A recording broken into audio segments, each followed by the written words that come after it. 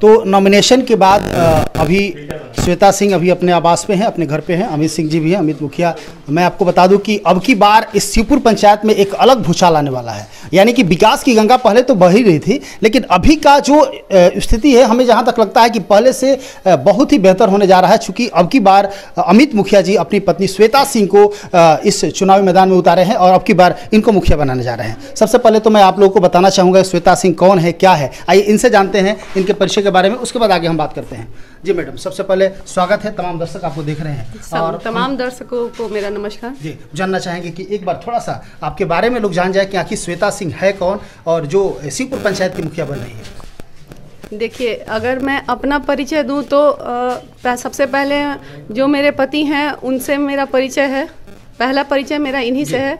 ये बहुत बड़े समाज सेवी हैं और इसी का एक आपको नमूना देखने को मिला होगा। जो समर्थन और जो प्यार हम लोगों को अभी नॉमिनेशन में देखने को मिला, जो जन सैलाब उमड़ी थी, वो इन्हीं के जो भी कार्य किए गए हैं उसका सब दिया हुआ है। अगर मैं सिर्फ अपना परिचय देती हूँ तो मैं एक शिक्षिका हूँ, खेल प्रशिक्षक हूँ और मेरे इस क्षेत्र के, इस ज़िले के कई बच्चे नेशनल मेडलिस्ट हैं। तो सबसे पहले यही बोलूँगी कि मेरा परिचय मेरे पति से है। बहुत सुंदर, बहुत सुंदर। आप देख रहे हैं एक ज़बरदस्त तरीके से एक कुशल, यदि कहा जाए एक एजुकेटेड महिला की तौर पे इन्होंने बताया अपने बारे में। शिक्षाविद है और मैं आपको बता दूं कि अमित मुखिया किसी परिचय के मोहताज नहीं है और विधानसभा में भी जब इन्होंने अपना कदम रखा था तो हमें नहीं लगता है कि पूरे जिले में शायद ही कोई ऐसा होगा। पूरा बिहार लेवल में एक आवाज़ गूंजी थी अमित मुखिया के नाम से। अमित सिंह आखिर कौन है, ऐसा लोगों के मन में एक जिज्ञासा सी थी और इन्होंने अब की बार अपनी पत्नी को इस चुनावी मैदान में उतारा है, श्वेता सिंह को, चूँकि इस पंचायत का और बेहतर विकास करना चाह रहे हैं। चूँकि निश्चित तौर से यदि एजुकेटेड लोग जनप्रतिनिधि के रूप में आएंगे, मुखिया के रूप में आएंगे, प्रधान के रूप में आएंगे तो कहीं ना कहीं बहुत अच्छा विकास हो सकता है। आइए हम मुद्दे की बात करते हैं। मैडम, क्या मुद्दा है, एजेंडा क्या है आपका, क्या क्या आपने प्लानिंग किया? चूंकि आपका प्लानिंग निश्चित तौर से आप पढ़ी लिखी हैं, एजुकेटेड है और शिक्षाविद है, तो कहीं ना कहीं आपका कुछ हट के आपका कुछ एजेंडा होगा। क्या क्या सोचा आपने? हमारी तो प्री प्लानिंग कुछ नहीं थी कि चुनाव लड़ा जाए चाहे कुछ भी, क्योंकि मेरे पति विधानसभा लड़े हैं तो इन्होंने कहा कि अब मैं पंचायत चुनाव नहीं लड़ूंगा। तो जनता के आग्रह पे मुझे तैयार किया गया कि नहीं, आपको लड़ना है। तो बिल्कुल ये क्षेत्र और वो क्षेत्र एकदम अलग अलग है, लेकिन इस क्षेत्र को मैं शिक्षा से जोड़ने का सबसे पहला पहल करना चाहती हूँ। सबसे पहले मैं पूरे पंचायत की जितनी भी महिलाएं हैं, बेटियां हैं हमारी, उनको मैं शिक्षित करने का पहला पहल करूँगी। उसके बाद जो कुछ भी हमारा योजना है सरकार का, चाहे वो इंदिरा आवास हो, चाहे वो वृद्धा पेंशन हो, ये औरतों को अभी भी मिल रहा है, आगे भी मिलेगा। और जैसा कि मैंने कहा कि विकास की गंगा हमने पहले ही बहा चुकी है, तो अब जो कुछ भी है बचा खुचा ये हमारा शिक्षा जगत में है, क्योंकि स्कूल की सरकारी बिल्डिंगें बहुत पुरानी है।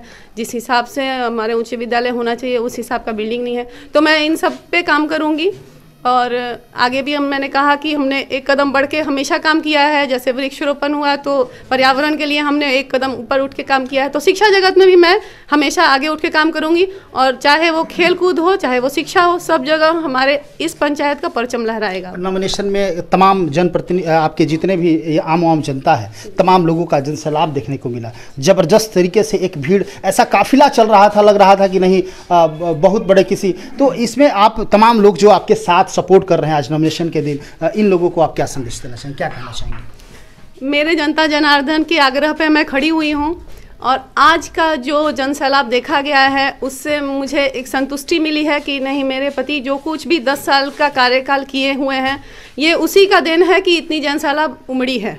और वो मेरे से भी यही उम्मीद करते हैं कि जैसे विकास की गंगा इन्होंने बहाया, मैं भी आगे ऐसा ही काम करूँ। बहुत बहुत धन्यवाद। आप देख रहे थे मुखिया जिंदाबाद, श्वेता सिंह जी से बात हो रही थी और जिंदाबाद,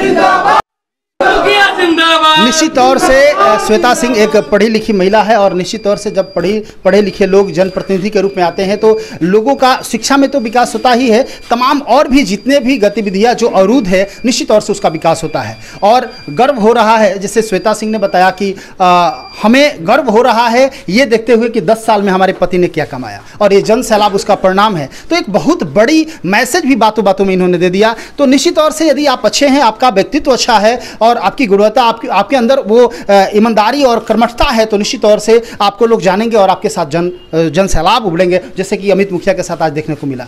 और इसी तरह तमाम दर्शक आपको देख रहे हैं, आप मुखिया बनिए। बहुत बहुत धन्यवाद। समृद्धि न्यूज़ चैनल से अशोक तिवारी, कैमरा पर्सन राजू के साथ। Thank you.